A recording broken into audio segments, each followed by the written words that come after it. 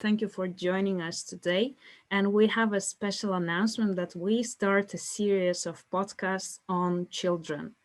So, the symptoms that children experience after COVID infection are so wide ranging, and we had to look for a specialist who could look into the long COVID from the whole body's point of view. And we have found such an amazing medical doctor whose name is Oleg Rudyk, who is specializing in functional medicine, and he is surgeon in the past, consultant in treating autism from the start till full recovery.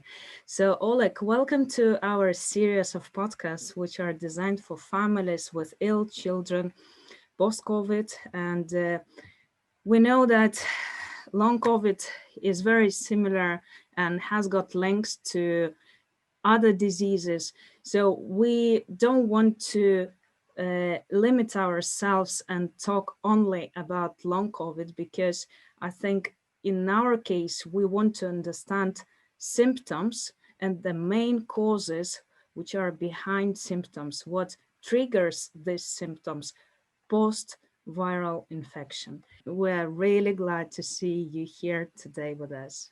Thank you for the possibility to speak today. And I'm very glad to be here and to help people with this very strange and new modern infection. And I will try make broader knowledge about the what can happen with the patient with long COVID.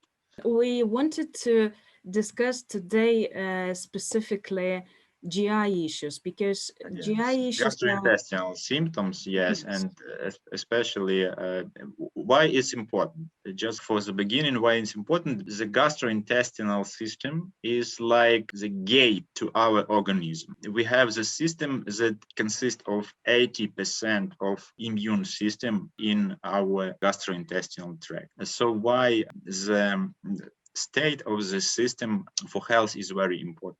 Looking to my background, I mainly work with children with autism, and the problem with these diseases is we don't know what is under these diseases. So the autism like umbrella, we don't know what is in. And the main question which I mainly need to solve is exactly to find the reason why this autism is developing. And the reason mainly it's because a lot of different factors. So it's a multi-factors diseases, and the gastrointestinal system is the first system that I'm trying to understand what is happening here and how I can help these children. We have a lot of different problems. Usually, I'm looking for four different groups of infection. It's like parasite, it could be virus, it could be yeast or mold, and bacteria. Yes. I used the special testing that helped me to narrow this process and to find exactly which infection makes this process working and what I can do for this exactly for this infection. It's not one. Never, I haven't seen that this one infection. It's always two or three combined. And for example, it could be a bacterial infection like Clostridia or Klebsiella, sometimes Proteus, sometimes Campylobacter jejuni, sometimes a Streptococcus.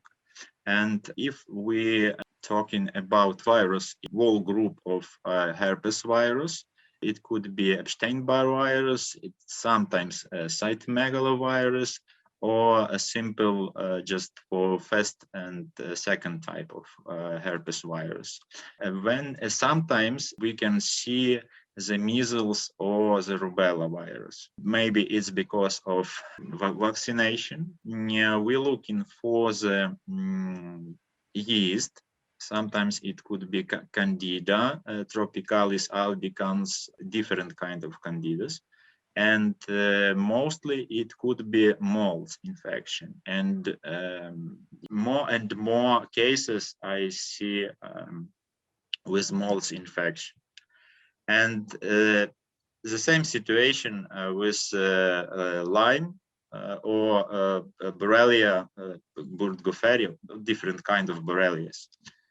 Because Borrelia produce neuroinflammation and also can produce different kind of symptoms like arthritis. So problem sometimes it can produce heart problems with heart as well with immune system, because it could make the immune system working not so properly. The first step for me just testing all this infection and find which one is make the most problem. After this testing, I make some protocol and try to correct this situation in the children. The first protocol usually includes supplements, as I mainly work with supplements, some plants. Very rarely I use medicine. First protocol we use very often enzymes just to correct the work of pancreas. We use some detox we need to do.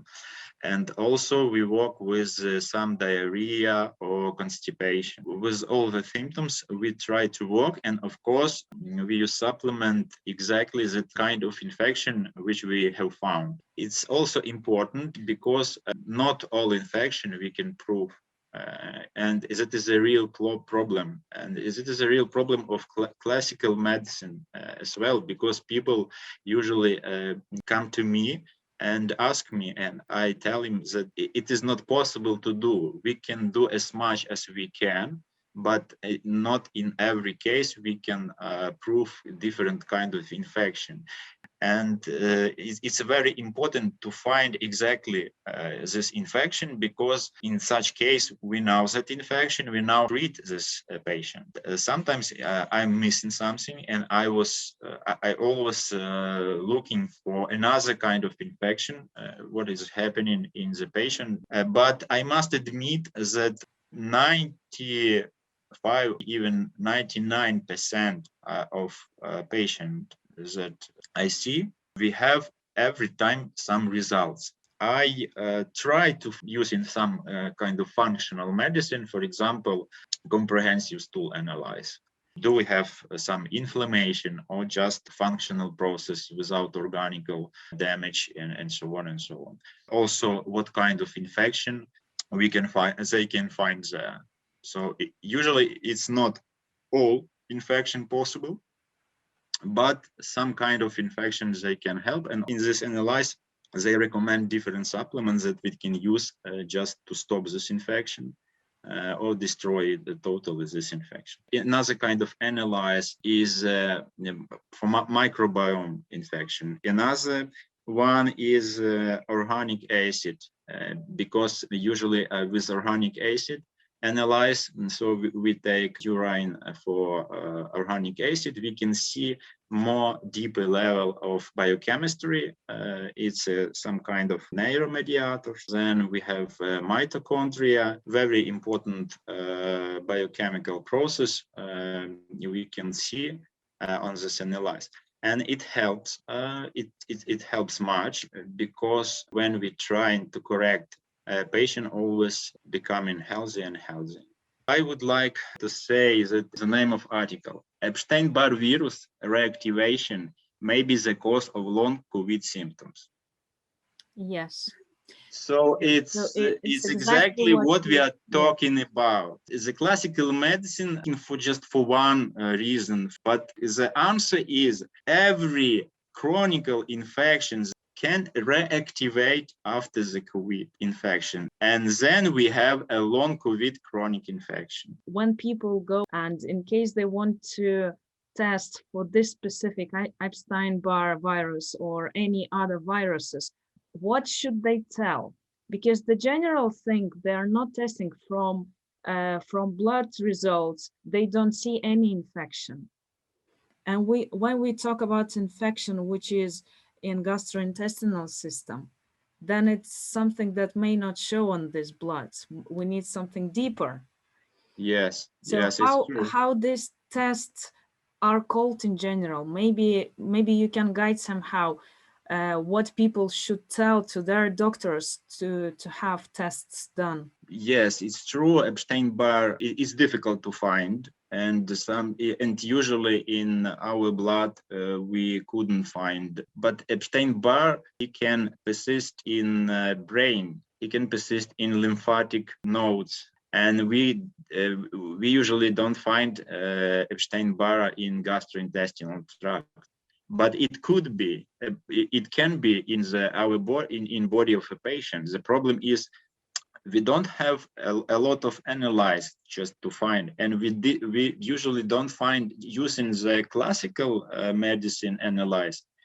In functional medicine, probably yes, sometimes, but as well not much. For example, a comprehensive stool analyze, CSA analyze, we can use the Great Plains laboratories in United States. So comprehensive stool analyze can help bacterial infection or yeast infection, like inflammation with organic damage, or just functional diseases, not without the real organic damage. And sometimes we can find parasites, but it's very difficult to find them. And another kind of analyze, we name it microbiome of gastrointestinal tract. Mm-hmm. And in microbiome, they're looking for DNA of different organisms. Why it's important? Because we have a lot of infection that is living in our body without oxygen. So DNA analyze help with this, and we always find a lot of different organisms. We have some tests that can help us to understand which kind of infection in gastrointestinal tract. And it's important, for example, we have some Borrelia, if we have some Epstein-Barr, but when we are trying just for beginning to correct the work of gastrointestinal tract with this infection, which we already found, the state of the patient becoming more healthy, and so on and so on. And then immune system working more and more properly, the system trying to shut down just all this virus. And it's because a difference, this all chronic infection, like spreading all power of this immune system, and this system couldn't make for this important infection, as they couldn't do anything. Why why important just step by step treat of all of this infection, and it doesn't matter which one, just what we will find and try to see and help, and we will see the results. Always we have the results.